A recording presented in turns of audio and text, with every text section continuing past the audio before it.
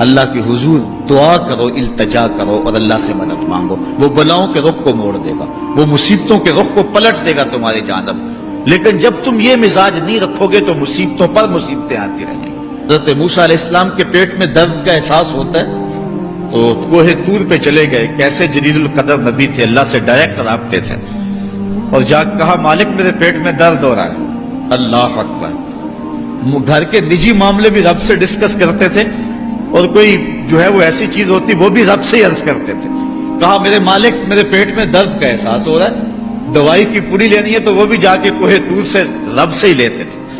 تو اللہ تعالیٰ فرمایا فلان جنگل میں چلے جاؤ، وہاں اس شکل کے پتوں کی ایک بوٹی ہے، اس کو توڑو نچوڑو، اس کا پانی پیو، تمہیں شفا مل جائے گی۔ حضرت موسیٰ علیہ السلام گئے اور جا کے بوٹی کو توڑا نچوڑا، پانی پیا، شفا ہو گئی۔ کچھ عرصہ بیتا، دوبارہ اسی طرح کا درد جاگا۔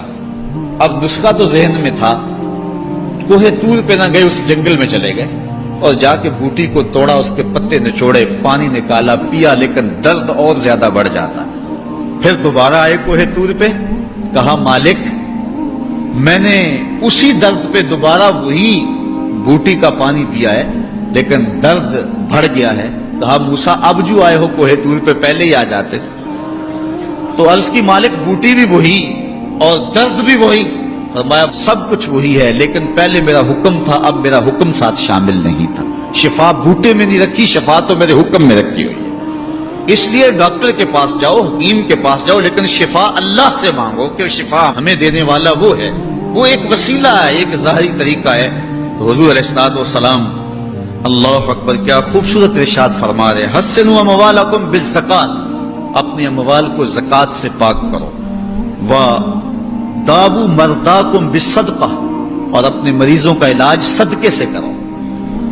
حضور علیہ السلام نے ارشاد فرمایا کہ بندہ کہتا ہے میرا مال، اس کے مال تین ہیں۔ ایک مال وہ جو اس نے کھایا اور ضائع کر دیا، دوسرا اس کا مال وہ ہے جو اس نے پہنا اور پرانا کر دیا، اور تیسرا اس کا مال وہ ہے جو اس نے آگے بھیج دیا۔ فرمایا باقی اس کے وارثوں کا ہے، اس کا نہیں ہے۔ اس لیے ہم راہ خدا میں خرچ کرنے کا مزاج بنائیں، اس سے مال گھٹتا نہیں ہے، اس سے مال بڑھتا ہے۔ بلکہ جب راہ خدا کے اندر ہم خرچ کرتے ہیں تو ہمارا جو دوسرا مال ہے وہ بھی پاک ہو جاتا ہے۔